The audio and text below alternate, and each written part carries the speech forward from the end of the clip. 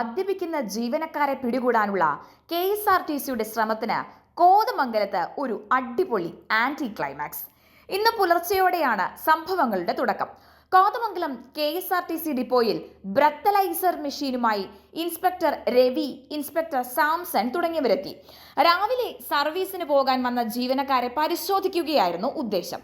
അതിനിടയിൽ 8:05 പാലക്കാട് സർവീസിൽ പോകാൻ വന്ന കണ്ടക്ടർ PV ബിജുവിനെ ബ്രത്തലൈസറിൽ ഒന്ന് ഊതിച്ചു. മെഷീനിൽ മദ്യത്തിന്റെ സാന്നിധ്യമായി രേഖപ്പെടുത്തിയത് 39%. എന്നാൽ മദ്യം കഴിക്കാത്ത ബിജു ഇതിനെ എതിർത്തു. ഇത് ഉദ്യോഗസ്ഥരും KSRTC ജീവനക്കാരും തമ്മിലുള്ള വാഗ്വാദത്തിൽ എത്തി. ഡ്യൂട്ടിയിലുണ്ടായിരുന്ന സ്റ്റേഷൻ മാസ്റ്ററും ബിജുവിന്റെ വാദം ശരിവെച്ചു. ഇതോടെ സ്റ്റേഷൻ മാസ്റ്റർ ഷാജു സെബാസ്റ്റ്യനെ ഊതിക്കാനായി പിന്നീട് തീരുമാനം. സ്റ്റേഷൻ മാസ്റ്ററിന്റെ ശ്വാസത്തിലുള്ള മദ്യത്തിന്റെ സാന്ദ്രത 40%. തുടർന്ന് റഷിദ എന്ന ജീവനക്കാരിയെ ഊതിച്ചപ്പോൾ അളവ് 48%. സ്റ്റോർ ജീവനക്കാരിയായ അമ്പിളി ഊതിയപ്പോൾ അത് 40%. ഓഫീസ് ജീവനക്കാരനായ അജീഷ് ലക്ഷ്മൺ ഊതിയപ്പോൾ 35%. ഇതോടെ ഊതിക്കാൻ വന്ന സാറുമാർ കൂടി ഊതിയിട്ട് പോയാൽ മതി എന്നായി ജീവനക്കാർ.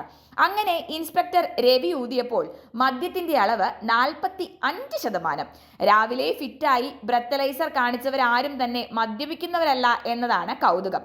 പെട്ടുപോയത് കേടായ ബ്രത്തലൈസറുമായി പരിശോധനയ്ക്കെത്തിയ ഉദ്യോഗസ്ഥരാണ്.